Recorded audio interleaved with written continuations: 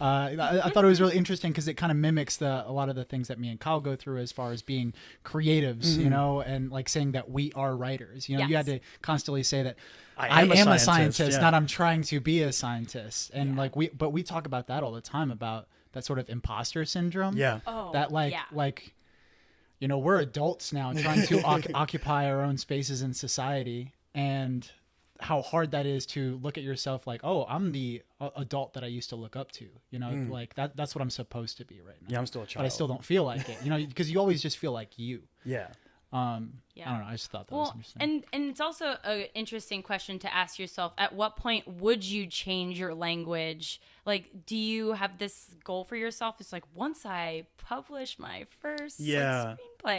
When do you do you have a goal set to where you know you're going to feel a certain way? And then if you reach that point, do you even feel it? It's like when you're a kid and you're like, I turned, 14 or 13. I'm a teenager now, but you feel the same. Yeah. It's an arbitrary idea of something that will change your feeling, and I don't think it actually really happens.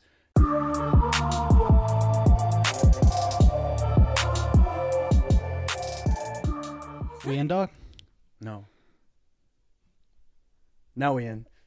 Nice. Hey everybody, welcome to the Chris and Kyle Show. He's Chris, I'm Kyle, and today we are super excited to have Mandi with us for a guest episode. Are you nervous?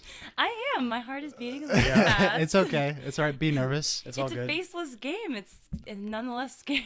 Right. Can you just tell people a little bit about yourself? Okay. My name is Mandi, and I grew up with Chris and Kyle. Actually, we went to high school together. Yeah. And other schools. Actually. Go Falcons. In Florida, and I ended up moving out here to go to grad school. Growing up, I was like dead set on being a marine biologist, and it was a beautiful place to do that in Florida. Mm-hmm. And moving out to California was kind of the first big move. Now I am trying to become a scientist. I am a scientist. You are a scientist. I mean, you're as much of a scientist as I think you could be a scientist. So you're in the middle of a PhD? PhD, yeah. Piled deeper and higher. Wow. Right. Higher and deeper. So, where did you go to college in Florida? So I went to Florida Atlantic University. Right. Their Okay, cool. honors college in Jupiter, which is just this small liberal arts school that gives you access to go to research institutions. So I worked at Harbor Branch Oceanographic Institute in Fort Pierce. And that's kind of where I got to do some hands-on things like learning how to do scientific diving. So I did a lot of field ops, scuba diving, going to different countries, collecting coral samples, that kind of stuff. So why come out to Cali? What about San Diego State University was... So it's interesting, right? I grew up in Florida, and then the university I chose was about 40 minutes from home. So I never really went too far away from home at that time. And at the end of the day, it ended up being something where I was like, okay, well, I have 5 years to go somewhere else for some intermediate amount of time, or 5+ years. We'll see. But San Diego has always been a hub for biology research. So between the Scripps Institute of Oceanography, which is like #1 dream for me growing up, there's also a huge level of biotechnology industry. DNA sequencing is really big here.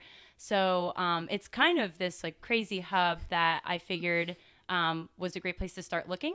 And then I applied to kind of a few different universities in San Diego. Another stipulation was that the weather couldn't be worse than Florida. And it's definitely not. And so it pretty much left me with San Diego and Hawaii. Okay, there you go. Is there any places that have really bad weather that are marine biology Maine. hubs? Yeah. Maine? Really? Yeah. I mean, like Good That's where job. Aquaman hangs like out. Hui, kind of like in the Northeast, and there are like quite a few places. There's like There's Monterey cold Bay. animals in the water too, dude. Yeah, Not yeah. just warm ones. But I like the warm ones. Okay, all right, yeah, okay. I like that you're like, I don't want to go backwards in this weather life though. It only can improve from here. No, my mom did this to me, and Yeah. I'll make sacrifices, but only a few sacrifices. That's something I will not do. Well, one thing they mainly say is that in a PhD, everything sucks so much that there are a few things that you need established that are, things that make you happy, and you need to really draw on those so that the rest of your life is like fine compared to like the hell. I get that. How far into the PhD are you? So I'm probably just about half. I'm 2.5 years in. And it'll end up being probably closer to 5.5 by the time you get out. That's crazy. And that's after your normal college, so 5.5 more years. Yeah.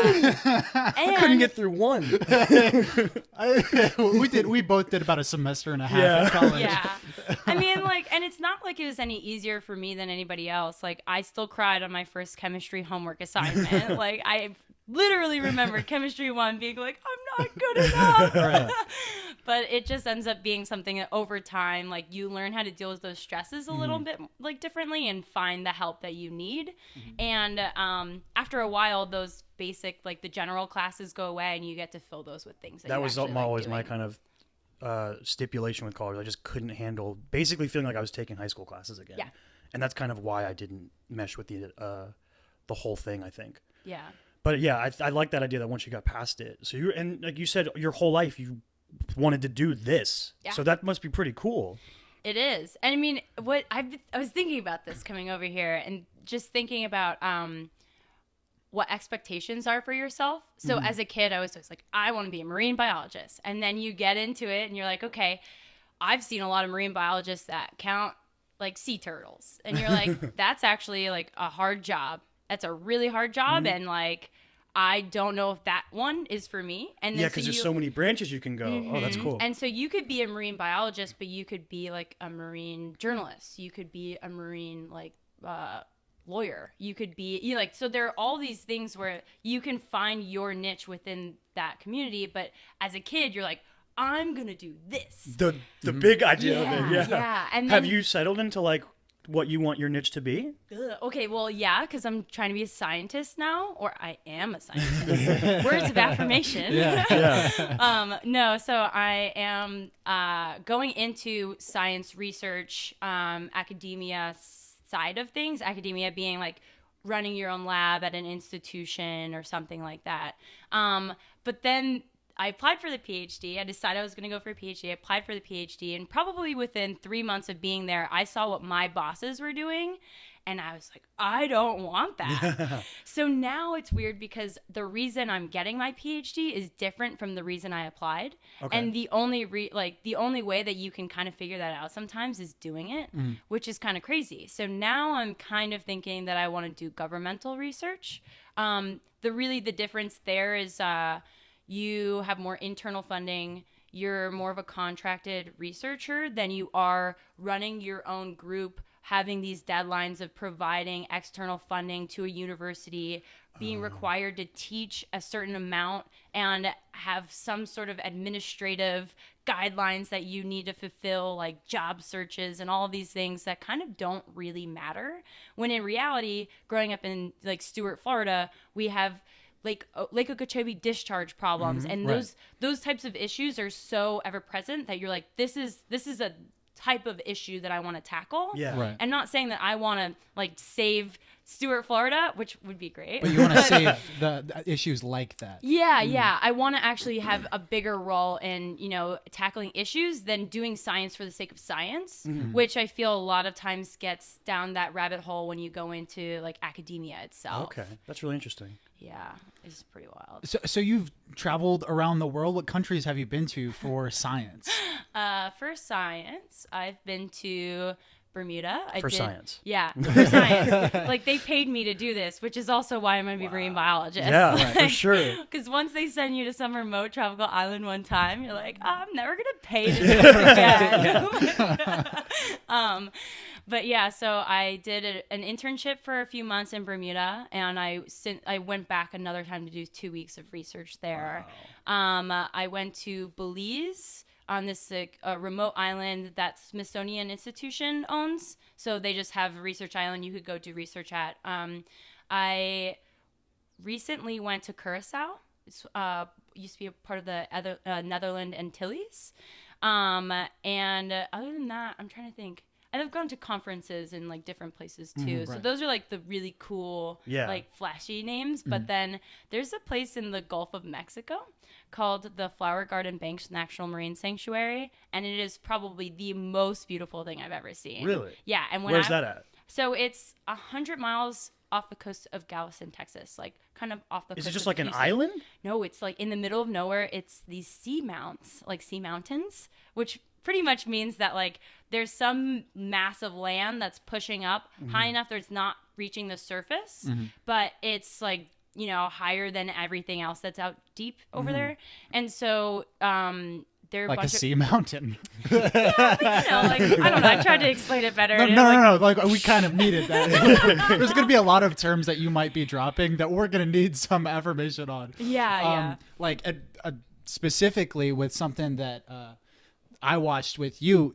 Have you seen this science class thing? The glass thing? Yeah. We watched that. it. You did. I watched that maybe a year ago. I'm not sure when it came out, 6 months, whatever it was. And like immediately when I watched it, I'm always really impressed with shit that I watch. And it's always like when it's out of my grasp of my intelligence and I can't understand it. Yeah. So I was really impressed by it. I was just like, oh, like Mandy's a legit scientist. I don't get any of this stuff. Yeah. But like the setup was really cool for like those that want to look it up. We'll put a link. We're going to put a link in our YouTube description because it was a really cool video and it has like a lot of really interesting information as far as your research.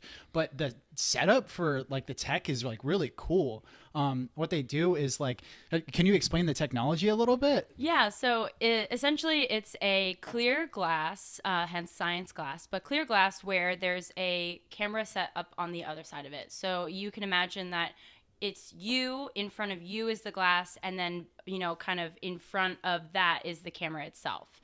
And the camera is shooting so that you're writing on the glass, behind the glass, and it inverts the image. So you are writing and drawing exactly what you're trying to convey. So in my case, I was trying to communicate my research. And otherwise, like you'd have to be like drawing it backwards and everything. And so as it inverts this display, you're drawing and also talking. And so you get to kind of communicate what you're doing as if you're writing on a glass, like on a whiteboard, but instead you're kind of speaking to the audience. You get to engage, you get to make eye contact, pause. If you want to make a joke, you can make a joke. I think I like probably tried at some point and failed because it's nerve-wracking. I guess the same and feeling you're alone? Here. You're in a room. But you are like, I was at the glass by myself. There are some people, at one point, they actually had an ASL, American Sign Language interpreter, alongside one of the, or a couple of the presentations. And so the point of it is like scientific communication, making your research more accessible to other people. Right. It's funny that you said that like it's so far past you because like I was trying to reach people. right. No, but it has a lot of elevated language, and I watched it at like maybe 2 or 3 times to kind of get it. I mean, but it's really just about like. But the actual research itself is just about rebuilding coral reefs? Yeah, for the most part. I mean, that would be the application, right? It's like to be able to create an environment that is beneficial for like new coral babies to find a place to call home. Coral babies is cute. Well, you know, because otherwise they're larvae, and then we're at like elevated language. So I stick with coral babies. I like it. Yeah. Well, and then babies like make everyone happy, so it's just nice. Right. Yeah. But yeah. So, saving coral babies sounds honorable. Why is that like the thing that you focused on? Wow. Okay. So and like how much control over that do you have over your own research? So that's a good question. I think there are times where in going kind of to the process of applying for programs and PhDs, you don't apply to a school necessarily. You reach out to specific labs and you say, hey, this is who I am. I'm interested in the work that you're doing. This is how I think that I might be able to fit into your program or into your group. And you know, if you'll have me, like I'll apply to the group, I'll apply to the school, and then they have to pick your name out of the pile. So you have to get a gauge for whether they have funding, whether, you know, they're ready to take somebody, and if your research, you know, objectives align. So when I was applying to San Diego State, I had reached out to one gentleman that was doing, his name is Nicholas Shikuma, and he does kind of the mechanistic like understanding of how babies turn into adults. And by babies, like, he uses model organisms. So we look at tube worms, but then if you think about this on like a global scale, anything that is attached to the seafloor or attached to any surface most likely had a baby life cycle where they're swimming in the water column. So you don't think about corals as being these like things that are able to move, but in reality, their gametes are like, they get released into the water column, they mix there, they become babies that swim until they find a place on the seafloor to settle. And that finding the place on the seafloor is actually has a big impact in the environment. Oh, okay. And so, or has like the environment has a big impact on that rather. And so on their like decision to stay. Yeah, exactly. So it's like what we call environmental cues. And so the gentleman that was doing the research on like baby metamorphosis, as we call it, was using tube worms as a model for that. And he found that a specific type of bacteria created this specific like molecule, a chemical or whatever, particle. Jeez, like they're all just like, it gets so scientific so fast. But he found a cue that was capable of inducing settlement and metamorphosis, or so like converting the baby to an adult in tube worms. And so with my background in corals, I was like, well, wow, can we make this more ecologically relevant? Like, can we bring this particle that we know induces metamorphosis and then, you know, maybe spin that up, like get a bunch of these particles, put them on corals who we know are in danger, everyone cares about corals, and then maybe like try to change the way that we see coral recruitment, or like the number of coral babies that find their place on the seafloor, and increase that number. Why is that important? Why is that important? Yeah, okay. like you said, everyone cares about corals. Okay. So, I bet in your community, yes. But I don't know much about corals. Yeah, no one cares about those rocks. Well, yeah, that's another thing, because you're talking about how they're like alive. I think a lot of people don't even know that. Yeah. We do, because we grew up in Florida, so we learn that stuff. That's true. But a lot of people just think they're rocks that are pretty looking. Yeah. So corals are indeed alive. They are important because they provide a lot of resources to humanity, and then also like the environment itself, right? So you can start at like corals are what we call ecosystem engineers, and it's kind of, you could think about that literally, right? They create homes for every other type of organism. It's like a neighborhood kind of. Yeah, exactly. Like they create the neighborhood, and they also like live in the neighborhood. Okay. And so they bring small fishes, and small fishes bring big bring big fishes. And you can imagine how like everything scales up from there. But really, if you were to get dropped into the middle of the ocean somewhere, chances are you're not going to find a coral reef. And the reason for that is, well, yeah, and like just in terms of structure, they only contribute to a very, very small percentage of the seafloor, and they can only grow in certain temperature ranges, right? So you're looking at a very narrow band, like relatively close to the equator, that like they can thrive in either way. Granted, you do have cold water corals as well, but those ones aren't generally contributing to the structure that I'm talking about. So we have like, number one is, they create a lot of, or they house a lot of the biodiversity in the ocean. But then with that, you have your bigger fishes, and bigger fishes are important for, fisheries in general. So if you're interested in those bigger fishes, and say communities thrive on eating those types of fishes, then you're deriving a lot of your diet and your food from that area, right? And so because they're there to eat, so you go there to eat too. exactly. And so kind of another level of that is that corals, they provide breakwaters for big waves. And so if you think about in Florida, right, we have these huge hurricanes that come in and huge hurricane storms that come in. The first thing that those big waves come into contact with are the coral reefs. And so they actually dissipate a lot of the wave energy, that's associated with big storms. So if there weren't coral reefs, we'd just get hit by like a giant tidal wave. I wouldn't say tidal waves, but like big storm waves or totally. But they do help out with issues like that. That's absolutely. And then kind of lastly, which is a little bit more straightforward in like tourism, is that coral reefs bring tourism. So ecotourism just generate revenue and everything like that. So you have like kind of multi like layers of benefits that coral reefs provide, but then in more recent years, like raising heightened sea surface temperatures and things like that have caused like a huge decline in coral reef ecosystems. And I think that's why I was saying that everyone cares about corals, is because corals are threatened. I feel like I've seen something where I've seen them where they become like white. They lose all their color. Yes. I don't really know anything about it, but I've seen it and I know it's bad. Yes. So that's called bleaching. And corals are certain types of corals, generally the reef building ones that I'm talking about. They have these cool like partnerships with algae. So regular corals would actually be white. They'd be transparent. And they create a skeleton. The skeleton is what the white part is, right? And then the ones that are bleached, like I was calling it, their algae just decided that this isn't a good gig anymore. They're not getting anything out of this.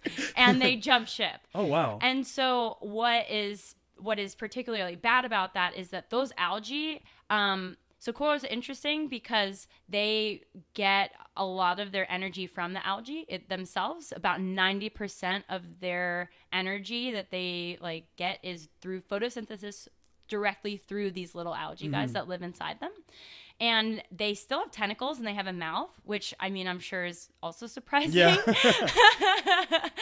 But in terms of that, they're generally only getting about 10% of their energy from catching like little particles in the seawater and eating So they them. really rely on the algae to really kind of feed themselves. So once they bleach, it's really hard for them to recover. And that's not to say that they're dead, but it's to say that the algae are not happy. They jump ship, and if the environment around them doesn't change back to the way it was, that they probably won't recover after a little while. Oh, wow. That's like if you put me in a neighborhood with no Chick-fil-A, I'm out. You're gone. I'm gone.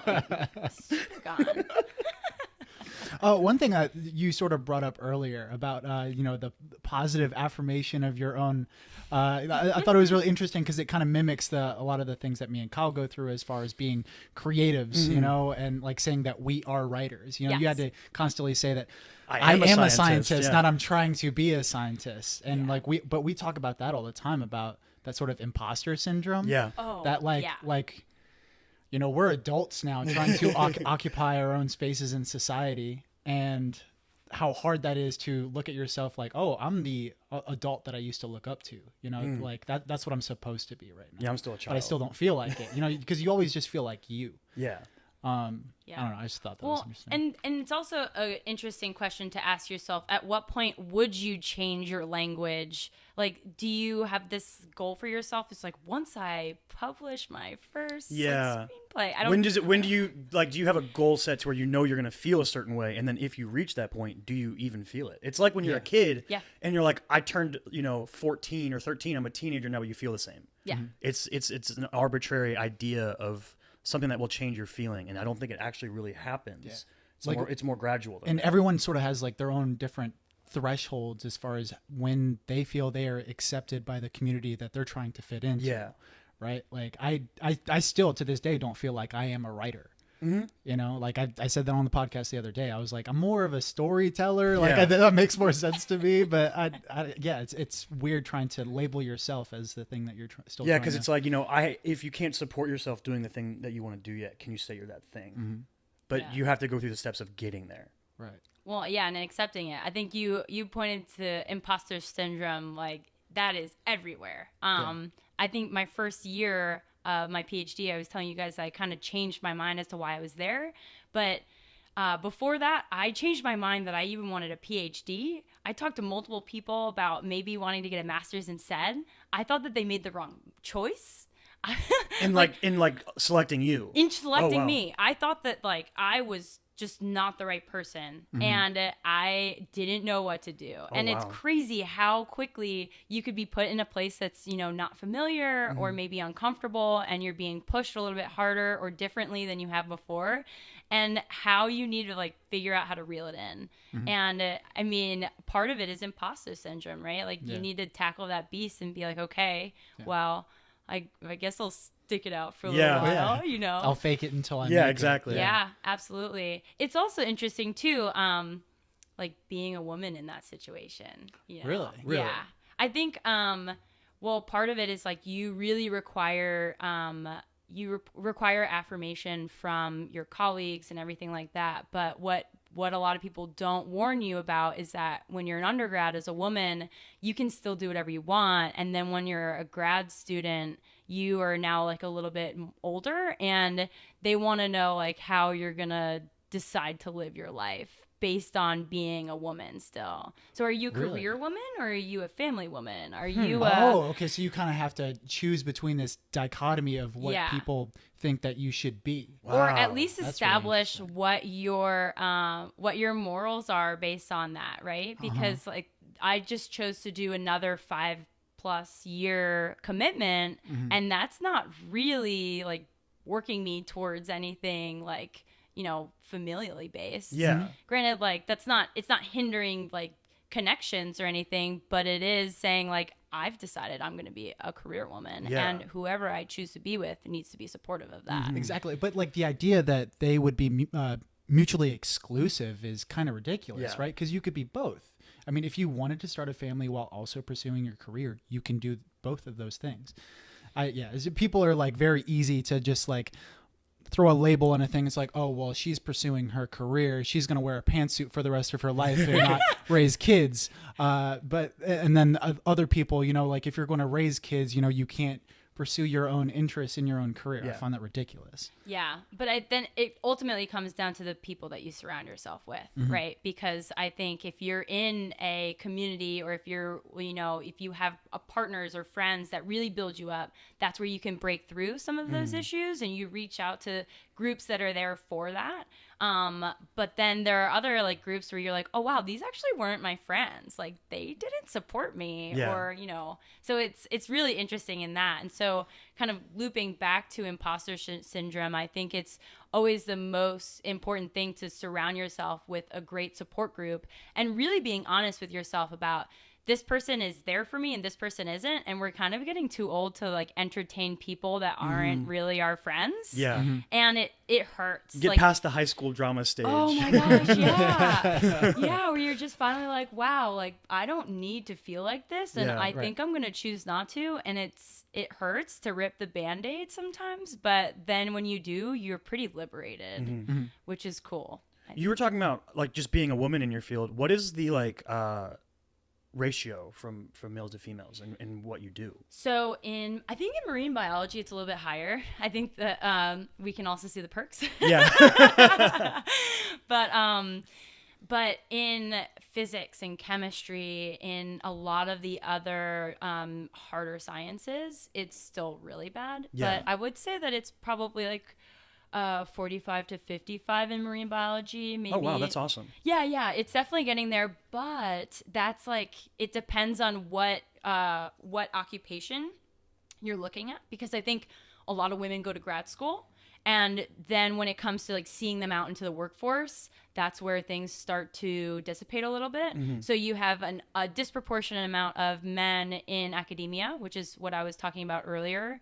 And that's like kind of running your own research group and all that stuff. And you can kind of see where that breaks down. And when I was alluding to just being a woman and deciding when you're going to have a family, and part of that is like, once you're done with your PhD, now like you kind of have to make a decision whether or not you're going to, and then where you're going to go into the field with that. And so a lot of times academia is so hard to make that happen, but there are other fields that like they do welcome that a lot more. So I would say, you know, we're definitely trending into a better place. We're trending into, you know, better accommodations for women that decide to have children, but it's still not there. And especially with like the harder sciences, like biology's hard. I believe it's hard.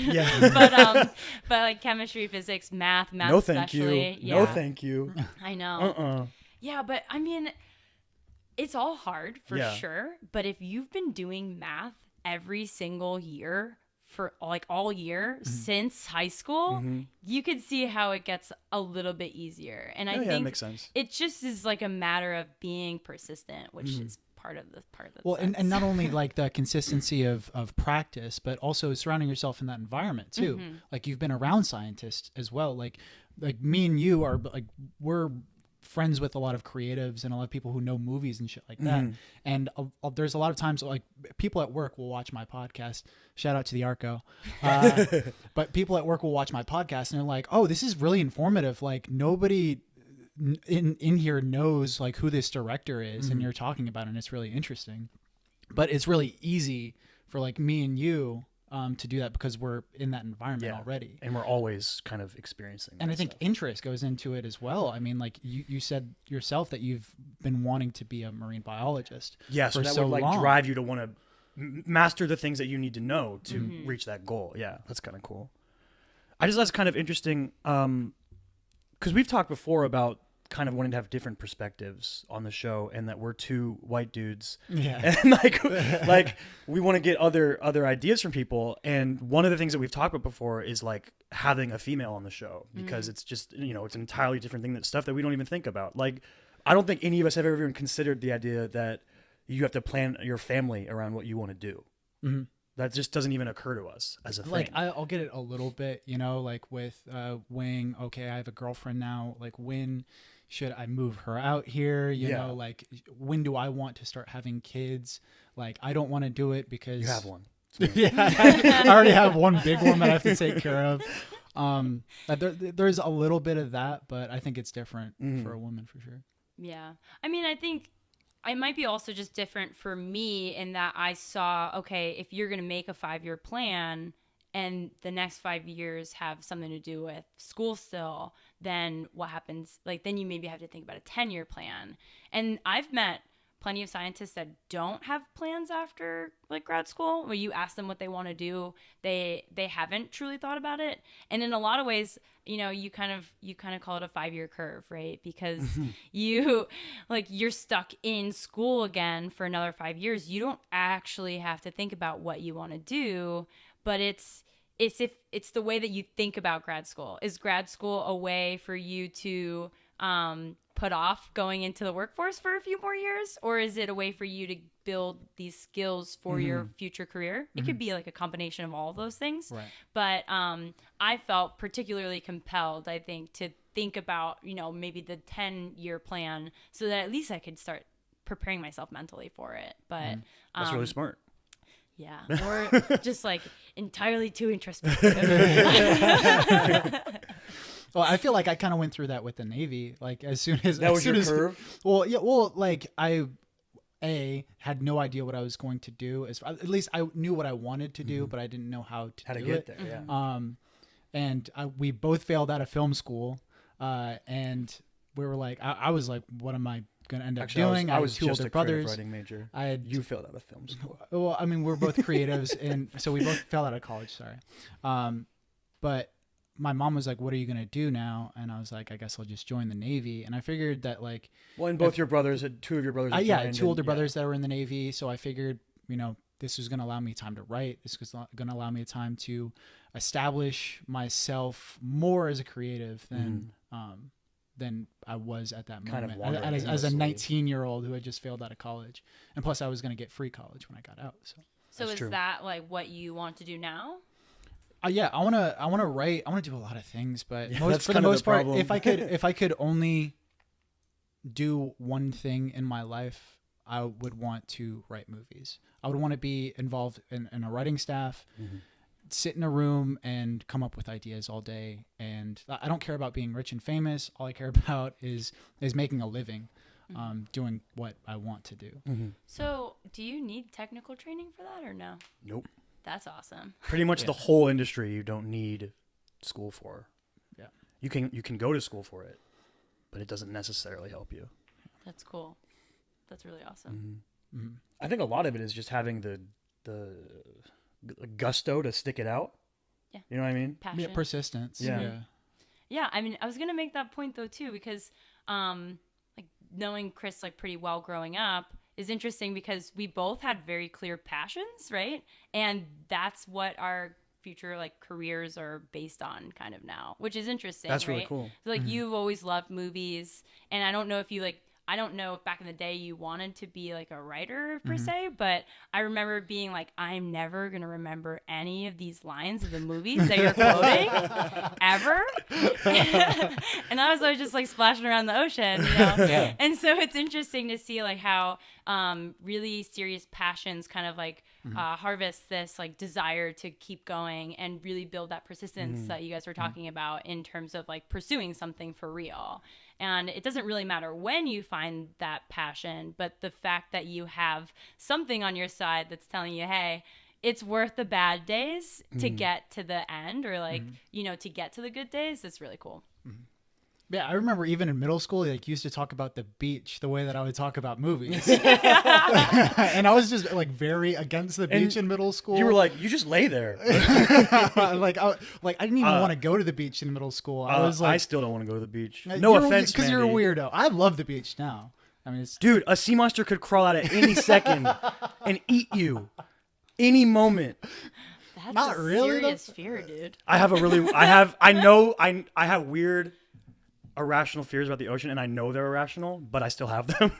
Like knowing they're not realistic to happen doesn't mean that I don't like think about it. So like if I'm on a boat, I'm like paranoid. I'm like, do you know something what that's bad called? could happen. Do you know what that's called? What? The fear of the ocean. Do you know the name I for it? don't. Thalassophobia.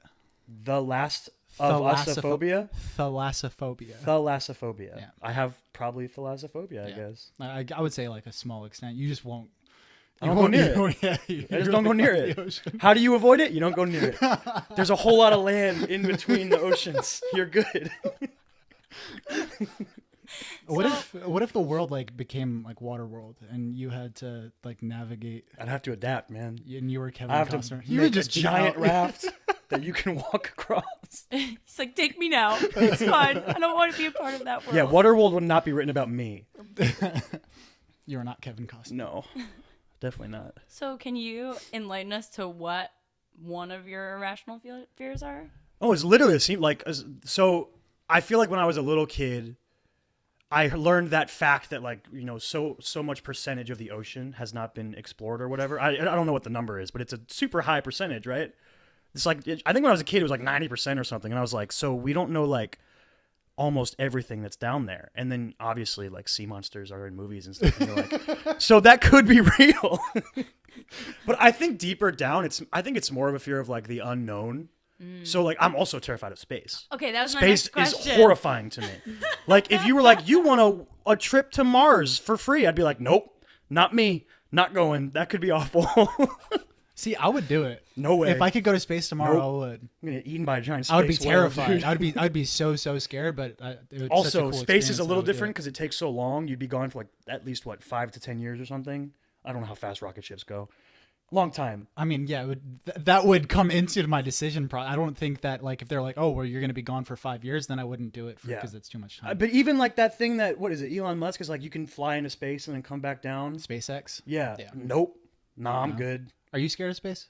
No, but I also like laid beside my house when I was a kid looking up at the stars, and I think maybe my first. I like desire, looking at space. Space is pretty. My first desire. So is the ocean. Looking at the ocean's great. In pictures. In pictures. In movies. Not the ones with the sea monsters. Yeah, exactly. Giant squids. No, thank you. I used to think that land sharks were real.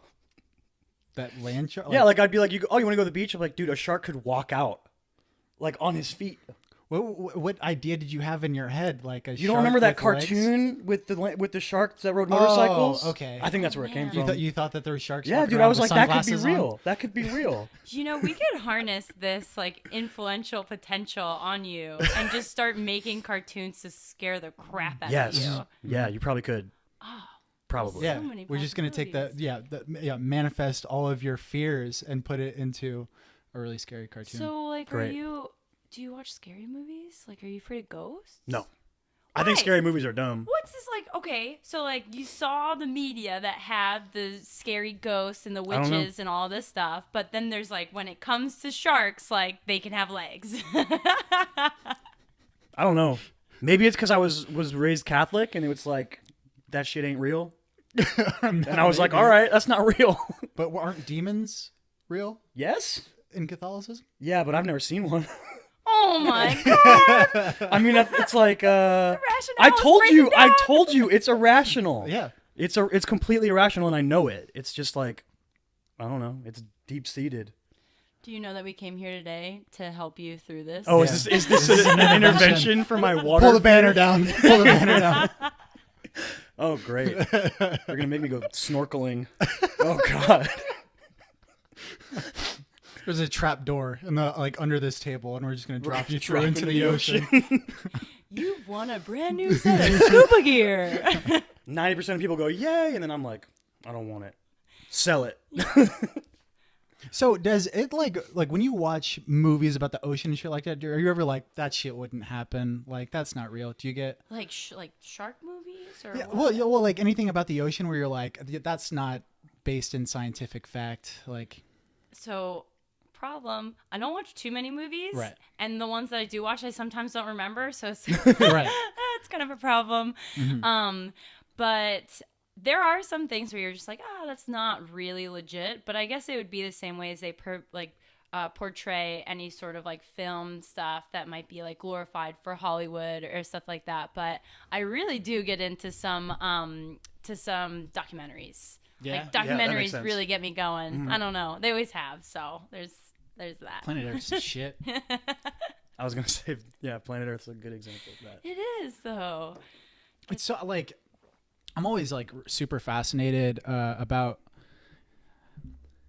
like when I watch documentaries, I'm how the fuck did they get that shot? You know, how much footage underwater, whatever. Like there was a clip in Planet Earth 2 that like came out. It's not underwater, but it was this like bearded lizard or something that was like on the beach, and then a bunch of snakes. Oh yeah, I've seen that. Yeah, and but like the snakes like all convert. There was dozens of these snakes converging on this bearded lizard to eat it. And he's running. And he's running, and then he gets caught by one of the snakes, and then he gets wrapped up by like 3, 4, 5 snakes. They're all just converging on him, right, and wrapping themselves around. And he's like, "Oh, tied up, getting squeezed." And then he squeezes out and runs away. Yep. And I was like, "That's a fucking short film right there." That was like such a beautiful story. And I was like, "How much fucking footage should they have in order to fucking?" How much patience is involved in getting that kind of stuff? Like, do they just set cameras and wait like days? Mm-hmm. I don't know.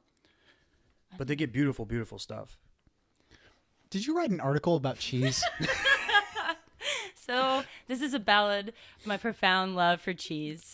No, so actually it was an opportunity through one of my classes to write a journal article about one of the scientific publications that we read in class. So a lot of our classes are seminar style. You're assigned a scientific journal article to read, and then you discuss them in class. And it just happened that one of the gentlemen that was running our class, he runs a blog for the American Society of Microbiology. So it's like pretty prestigious. And he was doing blogs before blogs were blogs. You know, like he's a really cool guy, quite a bit older, and really just runs science in general. So he pretty much like solicits students to write like articles for his blog.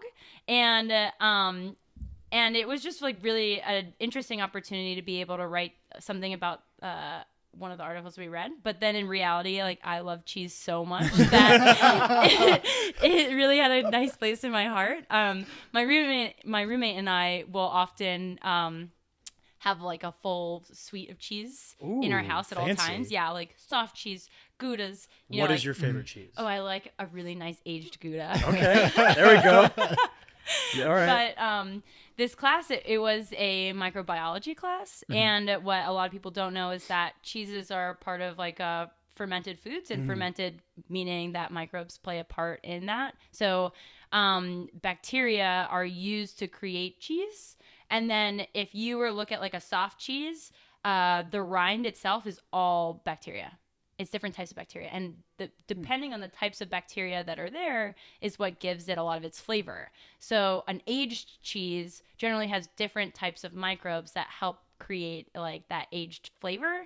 And even some of the like crystals inside of it are like made from microbes themselves. And so the paper that we were reading was about a woman, her name is Rachel Dutton. She works at UCSD and studies the microbial interactions on the surface of cheeses.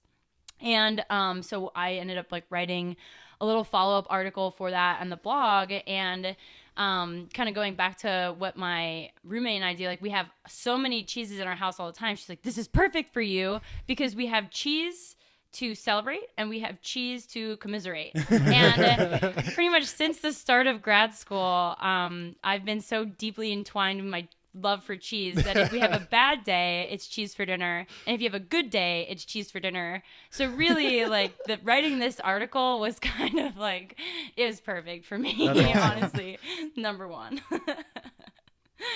Yeah, that was like really, when I was doing research on you and thinking about things to ask you, I was like, what the fuck is this article on cheese? But also, like, I haven't published much of anything, and so like this blog being like about cheese was like, there's something with my name on it out there. Like, yeah, that's really cool. I don't feel that bad about it. Yeah. And it's about something that you really love. You know, it's like second highest passion out there. So. Ocean cheese. That's fair, though. You got anything? Anything else? I don't think so. Ready to close this up? We're going Do on you like have 46 anything minutes. for us? Yeah. Ooh.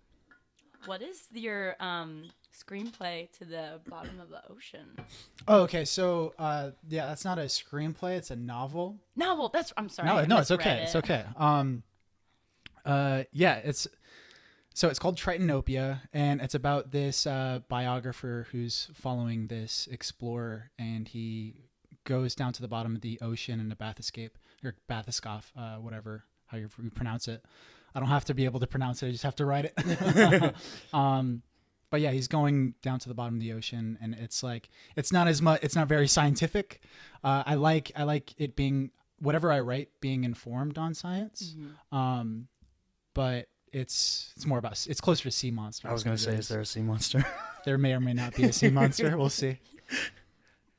But yeah, that's kind of where I'm going with that. And it's also like he meets the guy in Bermuda too. So I wanted to ask you, like, what was Bermuda like? Probably one of the most beautiful places Really? I've ever seen. Yeah. And it's interesting because people in the Northeast travel a lot to Bermuda. It's like kind of a honeymoon destination of sorts. Like my parents had gone on their honeymoon there, and like I could name a few other people from the Northeast that did the same. But then once you get into Florida, everything is about the Caribbean because you're so much closer. You go to the Bahamas, you go to like just the regular Caribbean, whatever. But when I arrived, it was so interesting because it reminded me of Florida so much. Like a lot of the trees, the plants, the species of corals, the species of animals, all are so similar to Florida, and it's because of the way that the Gulf Stream comes up the coast of Florida. So if you imagine like the peninsula of Florida and then like the Atlantic coast coming up, there's the Gulf Stream, and right about where we live, it dips into the coast. So that's why we get like beautiful corals there and warm water, and it's like the beaches are the way that they are.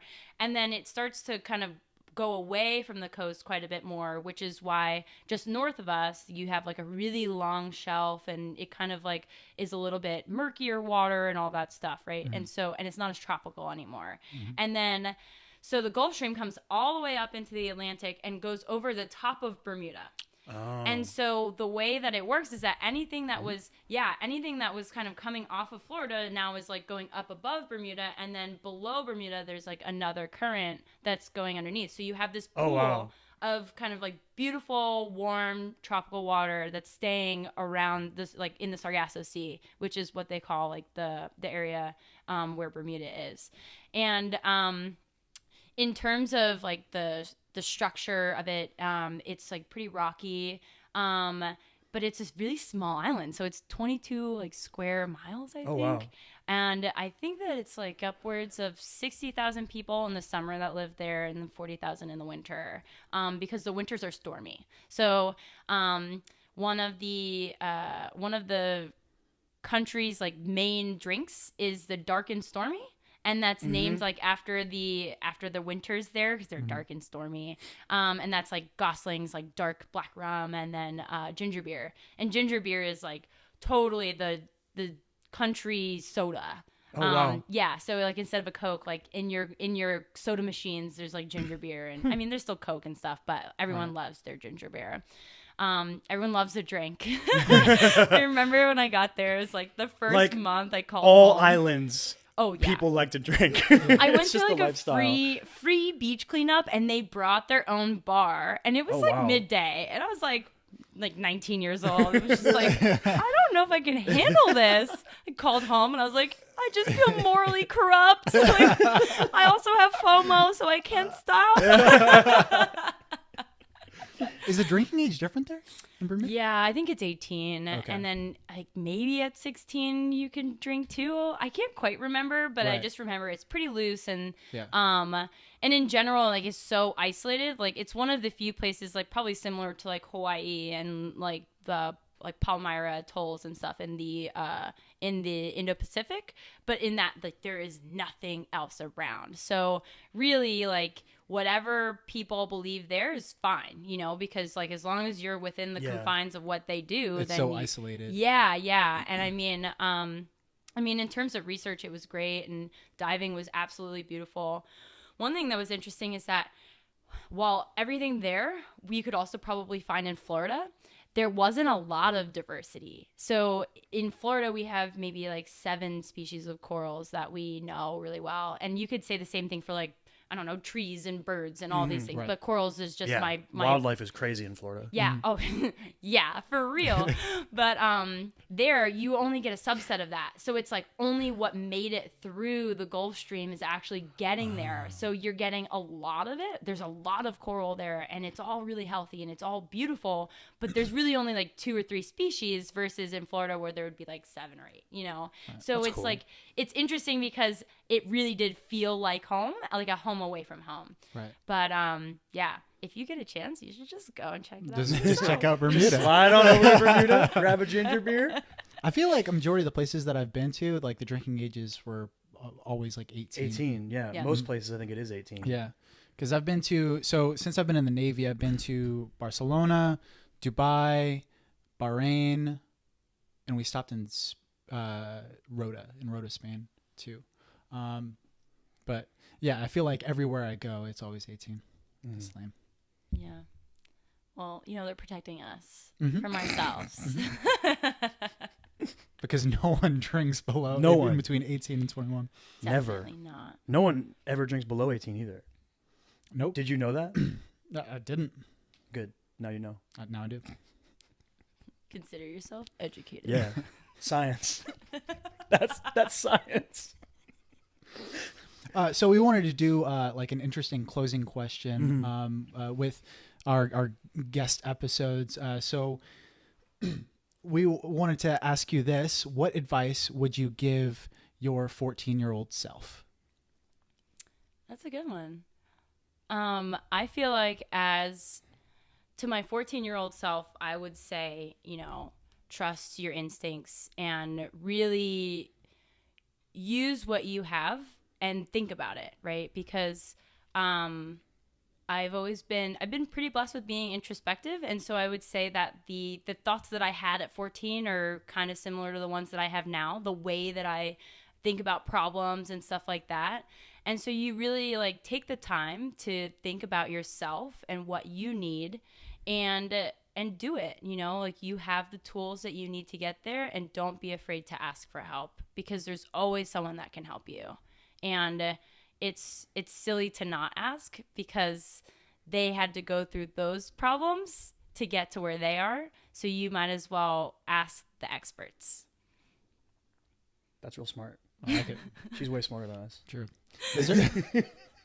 Is there anything that you wanted to plug? Yeah, do you have like social medias or any projects you've done? I mean, we'll put the science class for sure. Yeah, I mean, definitely put the science class. Like, I have an Instagram if you want to put that on there, but I wouldn't say that it's like a teaching tool or anything like that. Right. I would plug that if you are a student going to grad school, there are fellowships out there to support your study. One of which, if you're in sciences, is the National Science Foundation Graduate Research Fellowship Program. And it's a life changer. And at the end of the day, just like going to reach your dreams, like there are programs there for you and you just need to apply for them. So in those cases, just play to win. That's awesome. Well, it's been super cool having you, man. Thank you. Thanks so much really for fun. coming. Yeah, that was great. Seriously. This has been a very special edition of the Chris and Kyle Show. He's Chris, I'm Kyle. She's Mandy. She's the important one here today. And I think we out. We out. Stay weird. Peace. Bye.